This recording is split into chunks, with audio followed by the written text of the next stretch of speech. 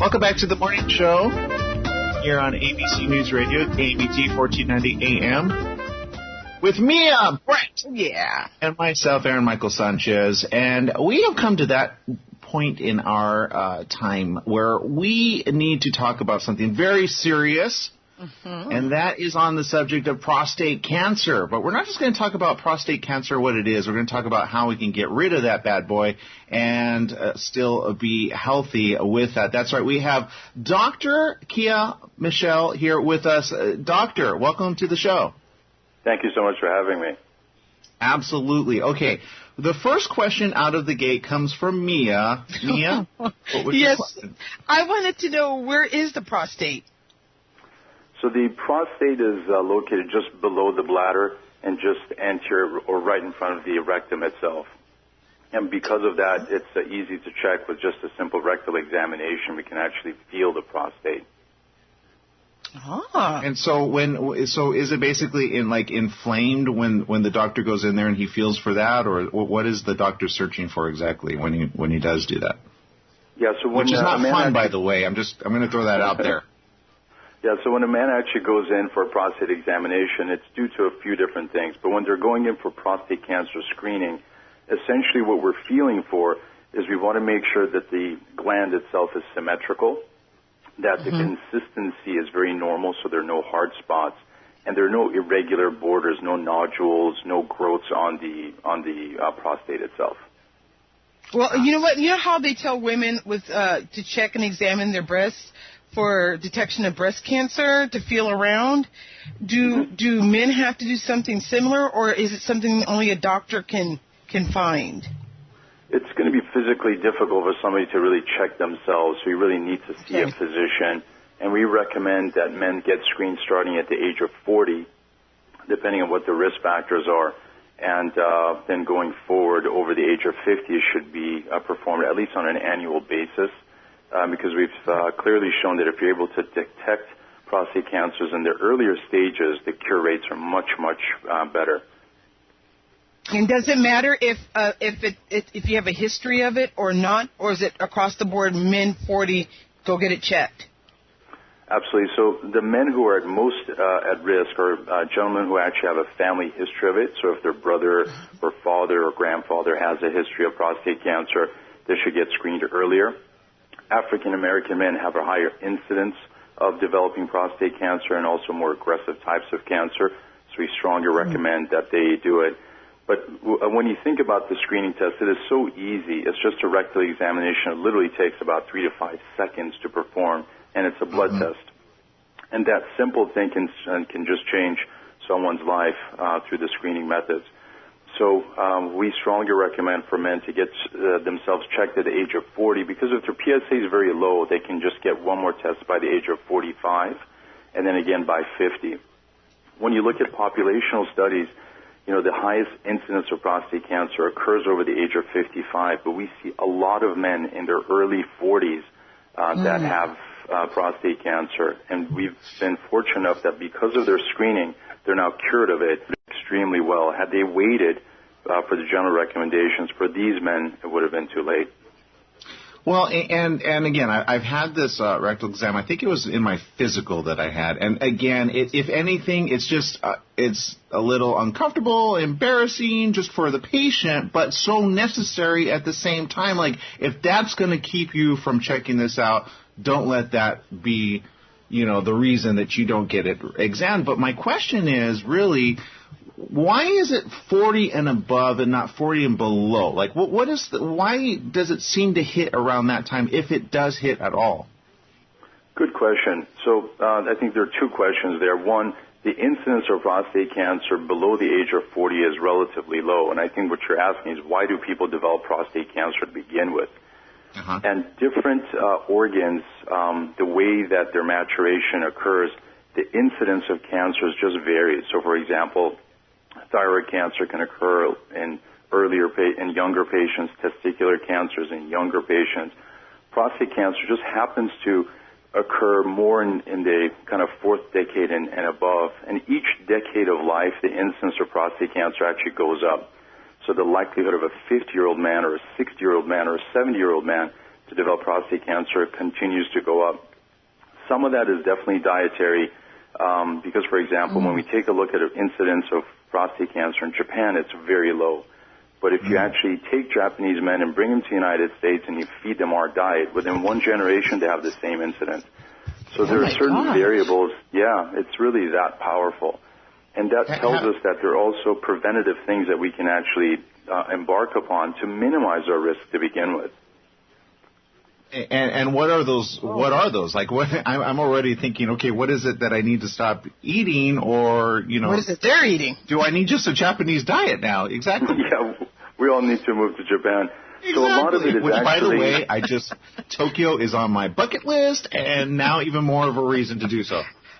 Definitely. So a few things. One, to stay as close to kind of plant-based diets, that's going to be very, very healthy. So some of the known information that we have in regards to diet, which is cut down on your meats, cut down on dairy products, cut down on fats, and what's essential is for men to try and stay lean. It's clearly shown that men, as they get overweight and in particular obese, the incidence of prostate cancer goes up just by being fat. So by trimming down and having a healthier lifestyle makes a big difference. The other thing that we strongly recommend for men is to eat a lot of antioxidants, blueberries, blackberries, pomegranates. That really makes a big difference in terms of, again, having anti-cancer against factors within our body. But the key is to minimize weakening the immune system, and a lot of that is to take the inflammation out of the body by avoiding meats and dairy as much as possible. Doctor, what vitamins and minerals do you recommend for a healthier prostate? We really don't. A lot of the vitamins and minerals that have been, again, supported out there, such as zinc and selenium, have actually shown in larger studies to increase the incidence of prostate cancer. Oh. So our recommendation to men is to actually have a very balanced, healthy diet. And as long as you're eating correctly, you really do not need vitamins to supplement. It's not necessary because you're getting them in your foods on a daily basis. Well, and it's interesting. I mean, we've talked to others about gluten and how it prevents certain things from getting into your system. But again, that is still out with, you have those that say it is, some of those say that it isn't. But let's talk about those that actually now, no matter what they did, they're in this situation, or they have this happening to them, or it will happen to them. Right. There's obviously the question of, I know one of the first ones is sexual function, because it can it impact that? And if so, what is the process for that? Definitely. So we can really take a page out of breast cancer and what women have actually gone through and what we've learned. So if you go back, say, 50 years ago, women who had breast cancer, they would all end up with a mastectomy, which is a complete removal of the breast. Whereas now, if the cancer is detected early, we can just do what we call as a lumpectomy, which is, in essence, just take out the focus of cancer and keep the normal, healthy breast tissue there. For prostate cancer, we've been dealing with a dilemma up until recently, which is if somebody has cancer, even if it's a small amount, a lot of times men would have their entire prostate removed or the entire prostate radiated. Or alternatively, we'd say, look, just sit tight, it's not big enough, let it grow until it becomes big enough, then we'll take out the whole prostate or radiate the whole prostate. So what we've been missing is the male lumpectomy, if you will. And now we have that technology. We're now able to identify a lot of cancers within the prostate with incredible precision. And now there's a new treatment modality that has been incredible. It's called HIFU, which stands for High Intensity Focused Ultrasound, whereby we're able to use harmless ultrasound waves and pinpoint exactly where the cancer is located and destroy the area of the cancer and leave the normal prostatic tissue and the vital structures, such as the structures important for erections and control urination. The beauty of that is that it's done as an outpatient procedure. You come in, you get it done, you go home, you can go have dinner the same night. Wow. Now, nice. the question that you asked, which is, look, if somebody undergoes whole gland treatment, such as removal of the entire prostate or radiation of the prostate, you're absolutely right. There is some very significant potential risk for the development of erectile dysfunction as well as loss of urinary control. And by being able to diagnose patients early where they can have focal treatment, which is just a lumpectomy, keeping the rest of the prostate intact, the chance of having any degree of erectile dysfunction or incontinence is truly minimized, and it can be as low as 2 to 5%, which means that 98 to 95%, depending on the treatment that we choose, can preserve all of that function and at the same time be cancer-free in an outpatient basis. Wow. Wow. Really okay, amazing. now I want to just tell our listeners again, we're here with Dr. Michel. He's the founder of the Integrated Prostate Cancer Center in Los Angeles, a facility that uses state-of-the-art technology and holistic treatment methods. Doctor, what are the other type of, when it comes to this holistic treatment methods, what does that consist of? So there are a number of men, in particular in Southern California, and their family members that are interested to not only have Western medicine, which is what my expertise is, but they really would like to complement that with alternative approaches. And from a simple perspective, it's dietary support, nutritional support. Other people really would like to get involved in terms of acupuncture, Chinese herbology, as well as people that are interested in energetics and energetic healing. Even though that's not the thing that I have expertise in, we have a number of colleagues that are very, very skilled in these different medical art forms. And for those men that are interested, then we introduce them to them so that they can really be treated as a whole person. And if you take a look at an individual, we have the physical body, but there's also that psycho-spiritual element that many people really yearn to have also healed. And that's what we provide for them. Well, I can appreciate that because sometimes we go to doctors, right, Brett and Mia, and you think like they're so on one side of the spectrum that they're not open to the other spectrum, and to me, it's a little self-limiting. It's almost like the one side, which I get, I understand, but in other words, what I'm saying is thank you for being more well-rounded out. Right. That's very kind of you. That's very kind of you. Thank you for that. Yeah, because I'm sure you see it even among your colleagues, right? They're like, what was the thing that helped you?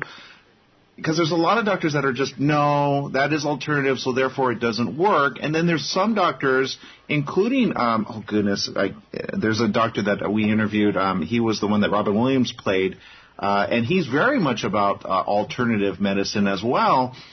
But what was your thing that kind of got you out, or were you always that way? Were you always open to alternative? I've really been open to it, but I share with you that I think we have to have a little bit of hubris that, every different element is able to provide and is good for one aspect of your health. So I find that, so for example, someone comes with a cancer, Western medicine are very good at going inside and getting rid of that cancer, but there's another entire person and being and another way of lifestyle that has actually brought that person to this point. So for true healing, we need to be able to address those.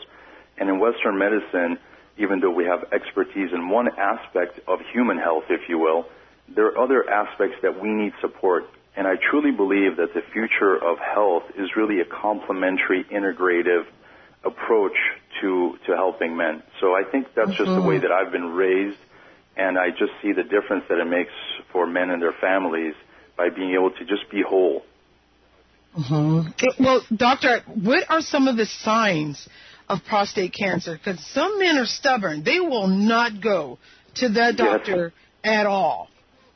You're absolutely right, dear. The most important thing is that most men with prostate cancer have absolutely no symptoms, and that's the key. That's the importance of why people need to go to get screened.